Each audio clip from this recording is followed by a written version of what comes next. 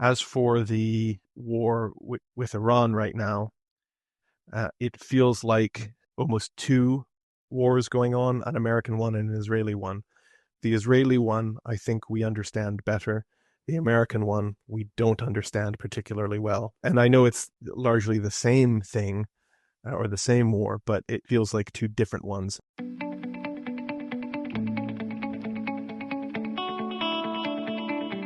שלום, ותודה שהצטרפתם אליי לפרק נוסף של מודקאסט. היום יש לי אורח מיוחד, שאני תכף אציג אותו באנגלית, והוא מצטרף אליי מאוניברסיטת ברונל בלונדון. אז יישארו איתנו, ואני כרגע עוברת לאנגלית, לפרק שלנו. Hi and welcome to Modcast, the podcast of the Institute for the Study of Intelligence, where we explore how intelligence is produced, interpreted, and applied, especially in times of war like now. Today we're joined by Dr. Kריסטיאן Gosstafson. Dr. Gosstafson is reader in Intelligence and War at Brunel University Center for Intelligence and Security Studies in London. Before coming to Brunel, Dr. Gosstafson was a senior lecturer in war studies at the Royal Military Academy, and he had served in the Canadian Army and as a reservist in the British Army, including an Afghanistan tour. Dr. Gosstafson conducts research on intelligence history and on structured analytical methodology. In this episode, we will examine intelligence in the context of the current Iran, Israel, and U.S. confrontation, from opening strikes and alliance dynamics to intelligence failures and the question of regime change. So, Dr. Gosstafson, welcome to Modcast. Shalom, Shira. Thank you very much for having me.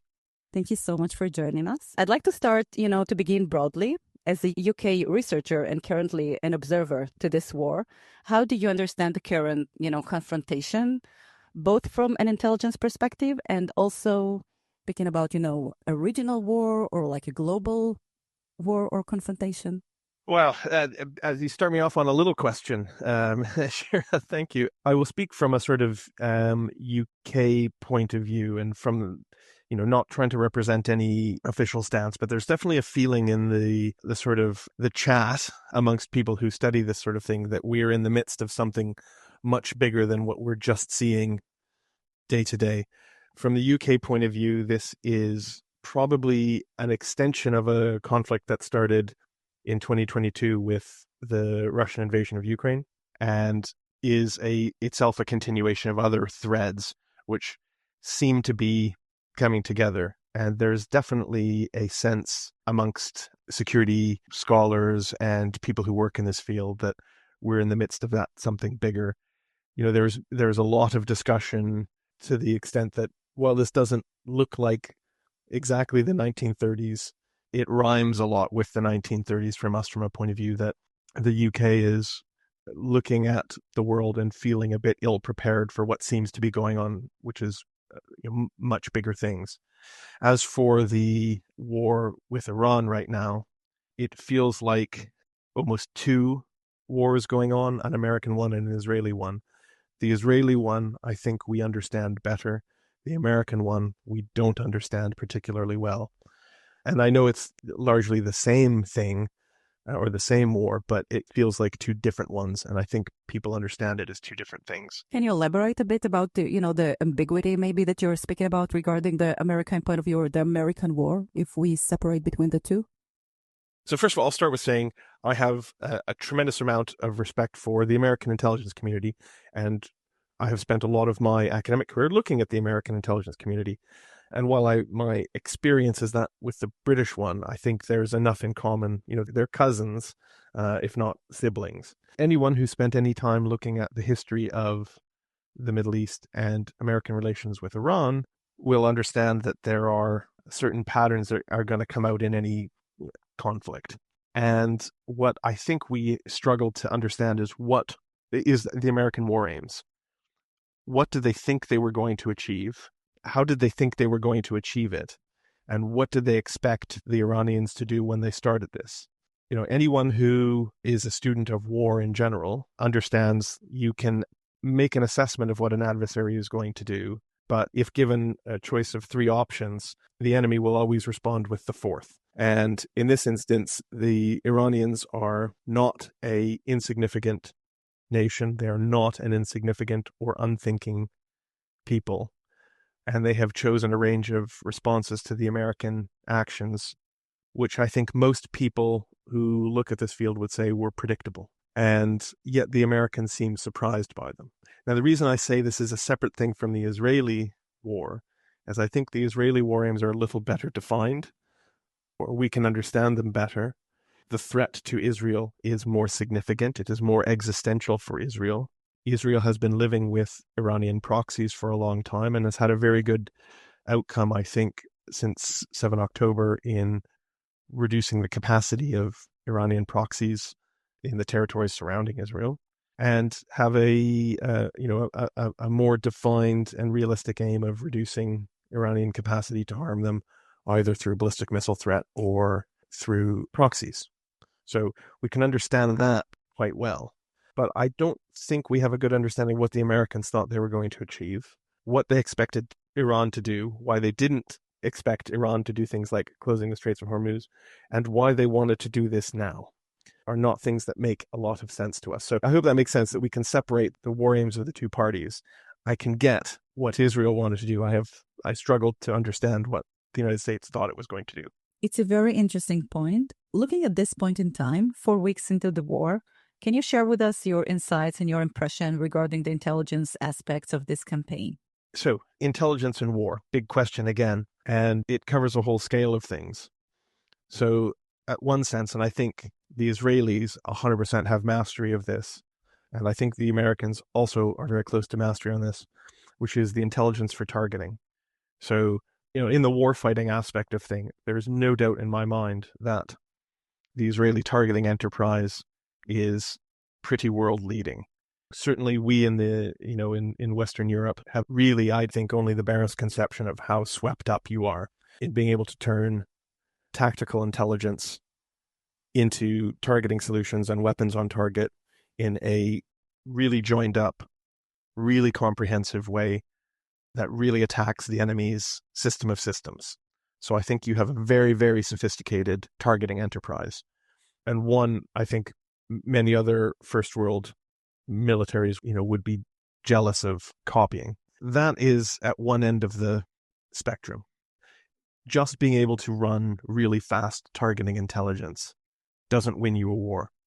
Really fast targeting intelligence helps you win engagements, but you can win lots of engagements and still lose. So then you're looking at the next sort of tiers up. So there's the operational or even operational to strategic intelligence, which is saying, okay, what are the likely adversary courses of action given this activity? If we do this, what are they going to do next? What are the implications of that? Trying to get into the adversary's mindset to understand their next steps and their actions. And of course, that ties down to the targeting, because if you can get ahead of their decision cycle, then you are more able to target and perhaps foreclose enemy courses of action. So that's great. So what are their courses of action? What can we do about them?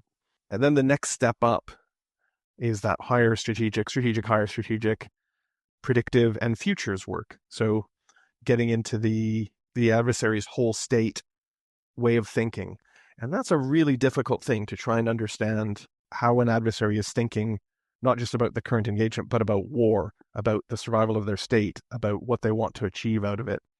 And that kind of trying to understand the enemy's or the adversary's desired outcomes and objectives, that's much harder. You're often, across that spectrum of intelligence enterprise we've been talking about, you can collect your way to good targeting, right? So if you've got the right technical means and the right platforms and the weapon systems to cue to them, then targeting can be done really fast and well.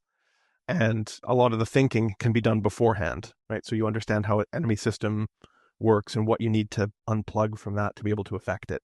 But trying to understand how an enemy state views the world and what they want out of the war, keeping in mind that what they want out of the war changes day by day, minute by minute, hour by hour, that's harder because you can't collect that. Or you might be able to, but you will only ever have a snapshot. And at the rate that the current war is killing Iranian leaders, the intent of who you've got next is an unknown. So in this sort of aspect of it, the faster the targeting enterprise carries on, the harder it is to know what they're trying to do next. And there's a degree of unpredictability. if I looked at going back to the fact that I think there are two wars going on here, there's the Israeli one and the American one. I think the Israelis had, and I don't know, you may correct me, a more limited outcome that they wanted to achieve. And I don't think the Americans had a grip on what they wanted to achieve. And if you don't know, in the military planning process, the first rule is selection and maintenance of the aim. That is the number one principle of warfare. And the intelligence enterprise descends from that. So I'm quite sure the Israelis knew what they wanted to get out of it. I'm not sure the Americans know their aim, didn't select it, and can't maintain it. So they're in a more difficult position, I think, because they've triggered stuff here that they don't understand. And if I can talk for 30 more seconds, there's a difference here in how I think, and again, I don't want to tar the American intelligence community on this because they are simply passing information to a U.S. government administration, which is making its own decisions. And I would suggest that there is probably, and I don't know this for sure, but I would suspect there is a growing disconnect between the professionals in the American intelligence community and the White House. I think the U.S. intelligence community is very capable and probably does have some understanding of Iran to be able to predict how they might react. I don't think the White House is as grounded. I think they may be a bit drunk from their success in Venezuela and think they can repeat that everywhere. And now we're a bit surprised that it's not working. Yeah, so I think you have summarized the sensitive relationship between policymakers and intelligence communities. And now diving into the war aims discourse can maybe lead us to the next question. So the opening strike focused on the regime change aim and was considered successful at the beginning. But as time passed and we saw a very cohesive regime responding, expectations kind of shifted. Examining now war aims 1 month after it started, how do you assess Israel and U.S. moves towards the main goal of putting an end to the Iranian nuclear program? I'm not looking at the bomb damage assessments that your people will be looking at, but I would think from that, in terms of that particular war aim of setting back, retarding the nuclear program, you probably have made significant success. The amount of ordnance that has been put on Iran is quite staggering. I was out walking my dog the other day and I saw a 2-ship flight of B-1Bs flying out over the UK, which I could see even because they were taking off probably from RAF Fairford, and I could see the weapons load on the under them, and I was staggered. I'm sorry, B-52s with weapon system. I saw another flight of B-1s. It's quite incredible. I will say that, however, Iran has been preparing for this day for 20 years, at least. And what is a weapons program? So a weapons program is people, places, and processes, right? I'm pretty sure the places are damaged, but probably not completely because many of them will be deep, deep underground, and that will be very hard to get at them. Although between now and the last campaign, that's probably been hit pretty hard. The people, I'm sure there's a bunch of them that are also underground and not coming up, but there will still be people with the requisite knowledge, both within the Iranian government, IRGC weapons program, but scientists. And, Iran is despite being run by medieval theocrats, is a very accomplished nation of people with a lot of smart people. So I'm sure there are Iranian scientists who are still capable of and still have that knowledge. And then the processes, that's probably also disrupted significantly. But again, processes of those three are probably relatively easy to resurrect. So I would be wary of Trumpian language like obliteration or annihilation, but would be firmer on grounds suggesting that the program has been set back. Now, how do you measure how far it's set back? That's a great question. And that would then be a series of intelligence assessments based, I would think, on a lot of human intelligence. And I'm sure the Israelis have networks, at least I hope. In my mind, the Israelis have really well-developed human networks in Iran to be able to tell you how badly the people, places, and processes of the Iranian program are set back. So that would be a really interesting, I'm thinking from an analysis point of view of how you would go about assessing how far back you've set a program. And that's a really interesting intelligence analytical problem to tackle. I can't tell you right now quite how I would make that assessment. I'm sure you could, but yeah. So yes, how far? Unknown. But of the war aims, this is probably the one for Israel that has been the most successful. And I would hazard it's probably your most significant, most proximate, most important war aim is retarding that nuclear program.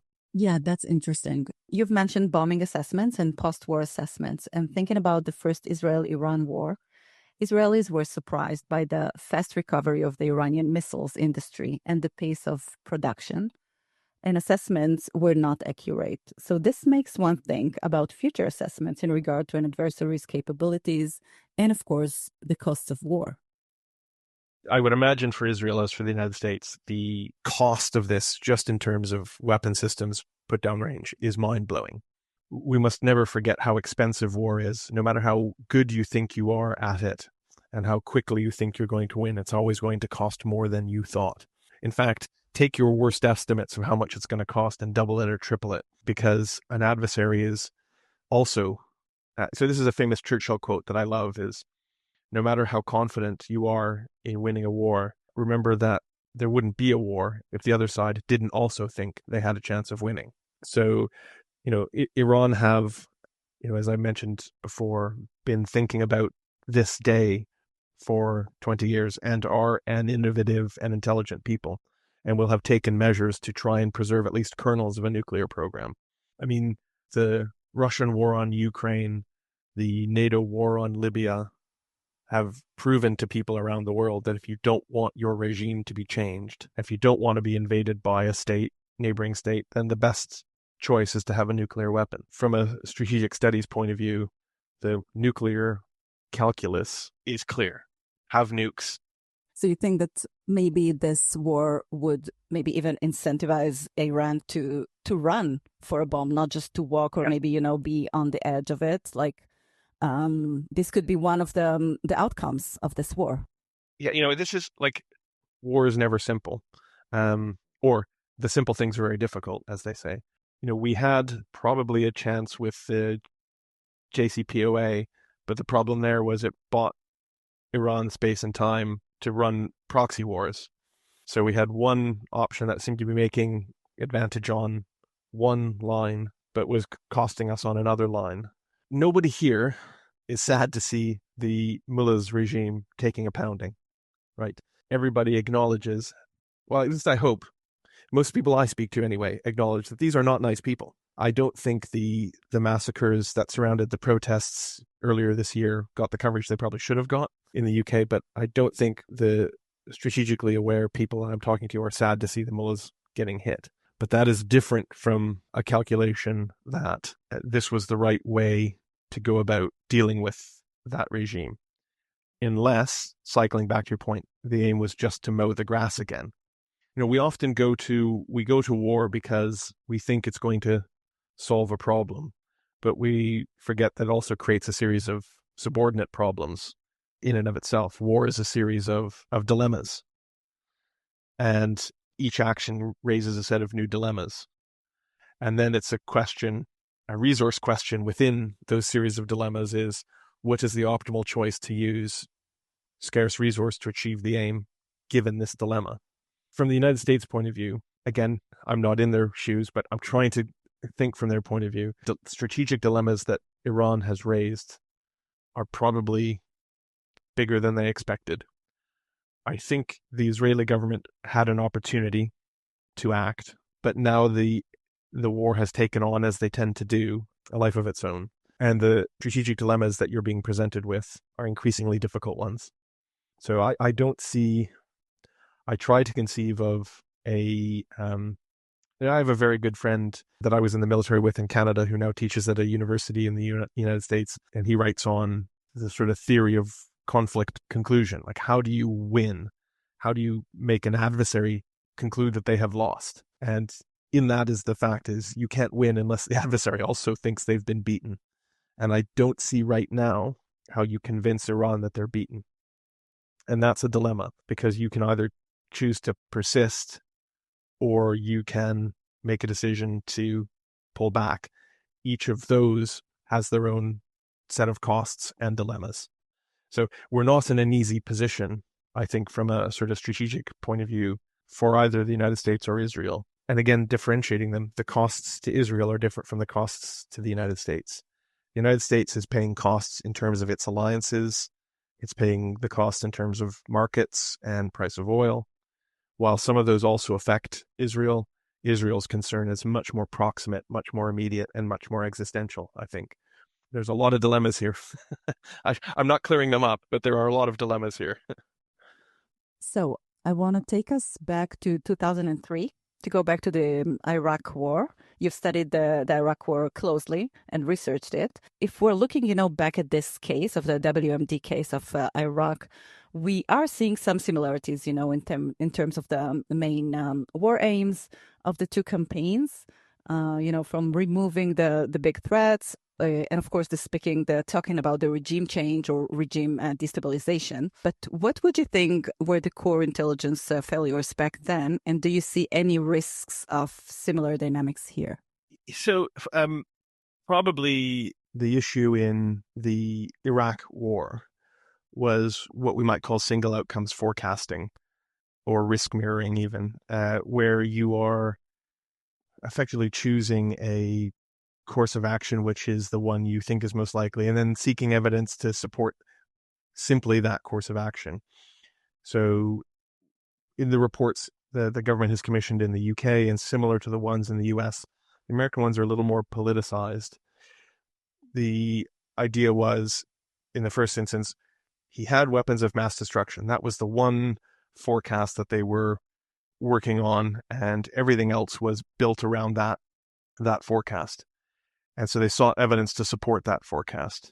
When they had evidence of the Iraq regime looking for, they had recordings intercept of the Iraqi regime asking storage facilities, are you sure you've gotten rid of all of the special weapons? Rather than viewing that potentially as a evidence supporting the fact that they had got rid of them, they viewed them solely as proof that they had them. So there was an analytical failure from the analytical point of view, which was then in part pushed onwards by, in the United States, Dick Cheney, who was quite sure they had them, but then in the UK also misrepresented by politicians who took assessment beyond the weight that it could bear. I think there's a different dynamic, certainly in the United States, going on here. I can't speak to the Israeli assessments, other than to say I think they will be of a different nature than the American ones. I would wager that when the histories come out after this, you will find that the White House was given probably pretty good analysis about what the initial campaign was likely to achieve and what was likely to be Iranian reactions. I wager that the at least first week of the current war was forecast pretty well by the American community. And the problem will simply be that the White House was not listening. You definitely get a sense that, we talk about this a lot with authoritarian regimes. Authoritarian regimes don't want to hear good intelligence because it tells them things that they don't like. And if you are a very strongly egoist leader like Donald Trump probably is, someone telling you that you're wrong or that you don't understand the implications of this action longer term is not something you want to hear. I have no official knowledge, but I have heard that many in the U.S. community, the explanation I heard was, if you have a mortgage and kids at university, then you just shut up. Because to say the things that your solid analysis suggests, if it's not what the White House wants to hear, then you're in trouble. Not just they'll ignore you, you're in trouble. Now, this is something me and my colleagues at Brunel wrote about with regards to Vladimir Putin and the beginning of the Ukraine war, where there was probably intelligence showing that Ukraine would resist, but it was just ignored because that's not what. So this is a feature of often authoritarian regimes, that objective analysis is not welcome because it contradicts the ideological line of the leader. And I would suggest that's probably more the error here. Now, that might shift depending on how chilled the U.S. community is by the current relationship between the White House and the analytical community, that people aren't saying stuff they're just not offering the advice in the first instance because they know it'll get them in trouble. I still wouldn't blame the community completely for that. I think that's the responsibility of a leader of a state to be receptive to intelligence. And if you've created a climate where analysts don't want to tell you stuff, then I don't think that's the problem of the community in the first instance. They are ultimately civil servants, and they are working to the politicians. One of the things they talk about in the UK that the role of the intelligence community is to, quote, to speak truth unto power. And if you are unable to do that, that's a problem for the state. It's not purely the problem of the intelligence community. Speaking of sensitive relationships, I'd like to ask you about the NATO alliance. You've researched NATO, and watching now the U.S.-Israeli military campaign here, what do you think the NATO alliance members think, and would it have any implications for the future?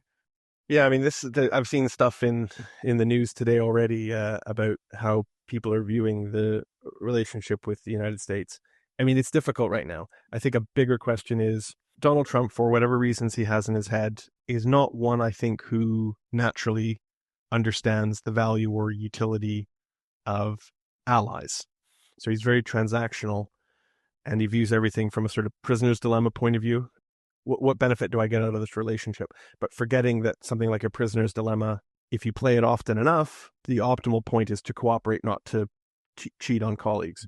I'm not sure he understands that. There are two questions. One is, can we get him to understand the value of the NATO alliance? Get him to understand the value of that to the United States and to his presidency? That's one question. And then the second question is, even after the next presidential election, with whatever we have next, can we get back to a state of alliance that we had before the current Trump presidency? And I would say that even with a character like Donald Trump making decisions very much on his own, he is, and the people around him are responding to the strategic inputs. When Obama was elected back in the day, I remember undergraduate students of mine celebrating, oh, look, the United States is going to be totally different now. And I said, well, caution, you might like Obama, but he's still the president of the United States. And all the strategic drivers on the United States are still the strategic drivers on the United States. So as much as he's Barack Obama, who's a very intelligent and well-meaning guy, he's still the president of the United States. So extend that logic to Donald Trump. Is Donald Trump this way? Is he just a harder expression or a more transactional expression of what any president of the United States would have to do right now because of the strategic drivers on the U.S.? And if that's the case, what does that mean to NATO? If I had an intelligence question to ask and to do some scenario development on right now, it would be that. To what extent is Donald Trump exceptional or representative from the drivers on the United States right now? I would hope, but hope isn't a strategic plan. I would hope he is exceptional. He's behaving for other inputs rather than that which would condition the behavior of any other president. That said, it's clear for several administrations before Donald Trump that the Americans are reorienting from a European world to facing Asia, that's the strategic competitor is China, and that's what they're reorienting to, which is an interesting question in light of what we were talking about earlier about the Iran war, because what does this mean for the American reorientation towards Asia? Is it another distraction or is it part of that? That's another thing I'm not entirely clear on, how representative the current Iran war is of the drivers on the United States and its alliance with Israel, which are real, and I can understand why they're there. I am generally very sympathetic to Israel's strategic situation. If I don't always, I can't always think like an Israeli, and I don't understand all the inputs on Israel, I'm sure, and I don't live it day to day as you do. You were saying earlier you had to relocate because of the current war. I don't have any of those pressures on me. So understanding, if I stand back in my historic lens and now try to think like a historian, if I'm a historian 30 years from now looking back on this moment, where do I situate it in what's going on as the United States reorients? Bringing that back to NATO, I think most of the major states in NATO are calculating that they cannot bank on the American support that they've enjoyed for the last 70 years. Whether that means NATO is done, I think it isn't. I think the United States will remain in NATO, and a new president will probably move more back towards being a reliable partner to NATO, but it's not going to be at the tone and level that the United States, that alliance has been in the past. I think it will change regardless of who is president, and that will be the United States will be a smaller share of their national attention will be focused on Europe, and more will be focused on Asia, regardless of who is president of the United States. Yeah, that's a fascinating analysis. So one last question, just to wrap up our conversation. You've started with the note that this war might be the extension of the Russia-Ukraine war. Can you connect the dots for us between these two wars, the current global alliances, or what we should think of while trying to predict what's next? Look at it from if I would give you a historical analogy, if you look at the Second World War, where there was a Pacific War and a European War, the Japanese and the Germans, I would view it more like that, where the Japanese and the Germans had loose cooperation and were both kind of fighting the same set of adversaries, but were really behaving separately. Remember, of course, Iran and Russia are allies, that the Russians have been firing Iranian weapons and been getting support in lethal aid from Iran and contributing to the survival of the Iranian regime. Now, I think Russia is not a great ally to have at the moment, as witnessed by their alliance and their support in Africa, in Syria. They're not super helpful allies. But, when you're down to a few friends, the few friends you have matter more. From the NATO point of view, for us, the existential war about Russia and Ukraine and Russia's position post that war in Ukraine. There's a different future for Europe if Russia wins, however you define that wins in Ukraine. And what that means to Europe is different than if Russia has to withdraw from Ukraine. Those are really strategically different futures for us. And that future is connected to Iran and that relationship with Iran. So right now, with Iran closing the Straits of Hormuz and the price of oil going up, the United States is dropping sanctions on Russia. Russia is making more money. That makes them more able to win that war. So there is a direct strategic line between these two partners. It might be drawn across the Caspian Sea, but it is still there. So what happens in the Iran war matters to Europe because it'll matter to how the Ukraine war gets settled. And that's Europe's, and I can't speak for Europe clearly, but I would say that is how most European strategic thinkers are looking at this. The Iran-Israel war is of interest to us, and clearly you will have seen the news of the Iranian link to the arson attack in London. One of my colleagues at the university, his children go to a Jewish school in London that was targeted, wrecked by Iranian potential terrorists. So the UK takes that seriously, just like we took the Russian attacks on the Skripals and Litvinenko in the UK very seriously. We don't like that. So we definitely have an interest. I think probably the views of Israel in the UK political class are really different, and they're really split. And I don't want to say they're always favorable to Israel, unfortunately, but they're there. But we definitely don't like Iran messing around here. So it's back to that point of nobody likes to see the mullahs winning at anything, and we'd like to see them hurt, but it's not necessarily our primary interest. That is sort of a war over there, but it has direct links to the war that we're looking at, which is Ukraine-Russia. And, the churn of allies and neutrals and the reconfiguring of the world economy, both because of American sanctions and avoiding the dollar-denominated economies that Russia, Iran, and China are involved in. You can see how this fits into this moment of churn, which that future historian 30 years from now will look back on and point to these as aspects of the churn that we're currently in, and why I kind of view this as a single change in conflict. Thank you so much for this conversation. It looks like we're amidst huge changes in what we thought was a changing world order, and at this point, it looks like a new wars order, regionally and globally. We don't know yet if this war is closer to an end or just in its first month. No one anticipated that the Russia-Ukraine war would start its fifth year just lately. No one anticipated it. We just have to come back to the point that war is never the fast and easy outcome. At the same time, wars can be more decisive than other things. So, what we don't want is more people having to live under missiles, right? So we hope that there's a conclusion that is satisfactory to democracies and to peace. But we have to be realistic about what we have to do to achieve that. Thank you so much for this really amazing, interesting stuff. And I want to thank also our listeners. Thank you for being here and joining us for another Modcast episode. Thank you, Dr. Gustafsson. Thank you for having me, Shara.